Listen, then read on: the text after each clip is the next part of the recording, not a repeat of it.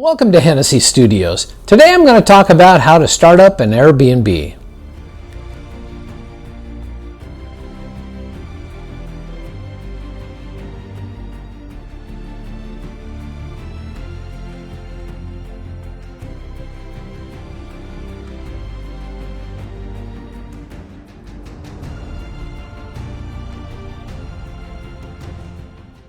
The first step is to do a little research. And what I mean by that is to look at your neighborhood, look at your city. Are there people coming there? Why are they coming there? And would they be willing to come and stay at your place? Pretty much anything can be rented. You could have an apartment, you could have a house, you could have a big backyard where people could throw their tents. You can have an RV, a boat, a barn. Any of these kind of things are rentable, and people are willing to pay to be able to stay there.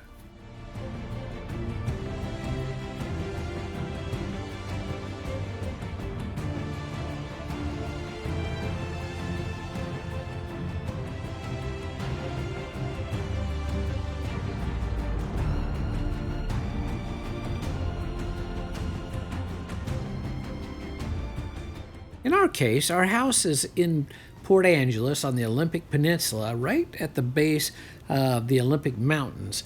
We are on a bluff that's looking out over the Strait of Juan de Fuca, and we're in a quiet neighborhood.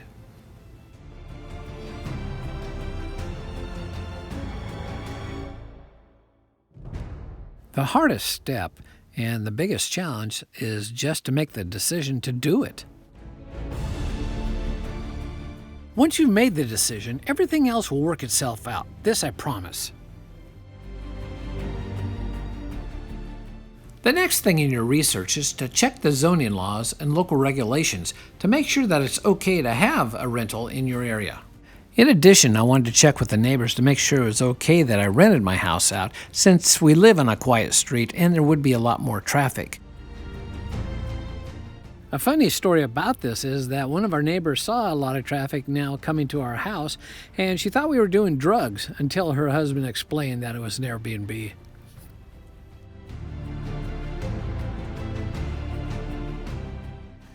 One of the first things you're going to want to do is to get a business license from your state.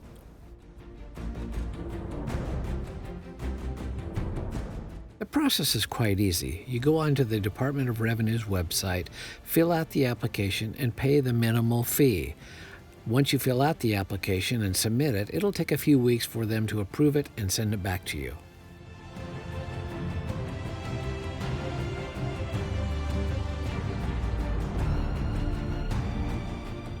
Like many of you, one of the things that I worried about was taxes and how to pay that. Well, the good thing about Airbnb, VRBO, and some of those others, they pay the taxes for you, the federal, the state, the city, and so it's all taken care of. It's a beautiful system. The good thing about Airbnb, at least, and VRBO, is that they walk you through the steps on how to set everything up. So you're setting up the pricing and all that stuff on the web. And the first thing they suggest is look around at the Airbnbs that are in the area and see what they're charging.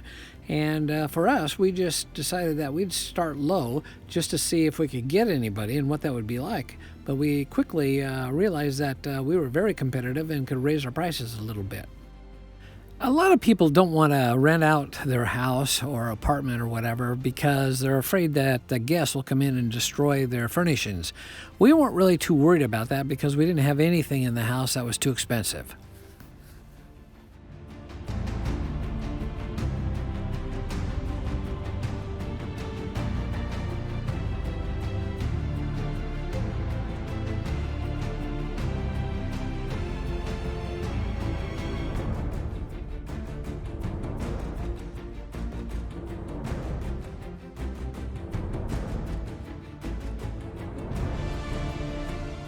Early on, we made the decision that we would live on the property in an RV and that we would clean the house ourselves instead of hiring an outside service.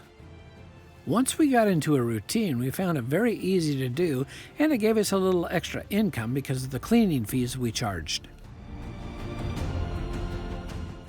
You can add extra fees for damage, extra guests they bring, or their pets.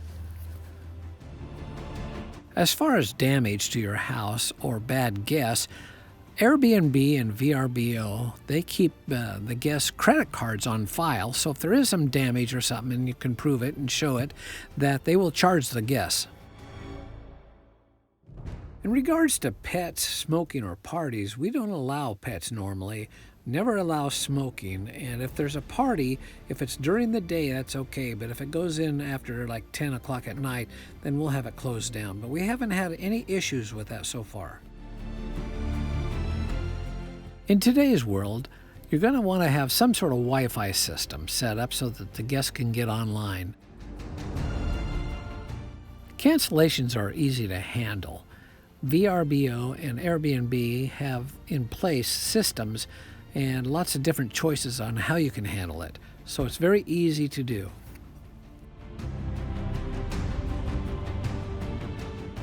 One big difference between Airbnb and VRBO is in their pricing. If you want to charge $100 and you're on Airbnb, you charge $100, and the guests are charged above and beyond that by Airbnb for the taxes and fees. So you get your $100. On VRBO, if you charge $100, they're going to take it out of that, so you might only get $80.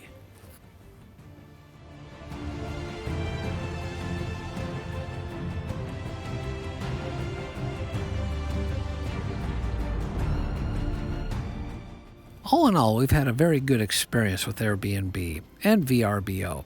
We've had over 200 guests come into our home, and we've had very little problems and very little damage.